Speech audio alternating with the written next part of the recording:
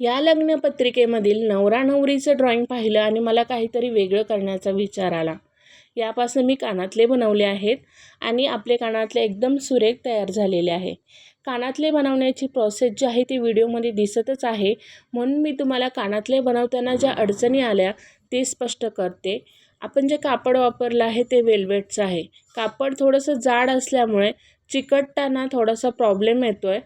जर आपण थोडा ग्लू वापरला तर कापड चिकटत नाही. त्यासाठी जास्त ग्लूचा वापर करून त्याच्यावरती दाब द्यायचा आहे आणि थोडा वेळ सुकल्यानंतर ना पुढची जी डिझाईनची प्रोसेस आहे ती करायची आहे. अशा पद्धतीने आपले कानातले तयार होतात. व्हिडिओ आवडला तर नक्की लाईक करा आणि चॅनलला नक्की सबस्क्राईब करा. धन्यवाद.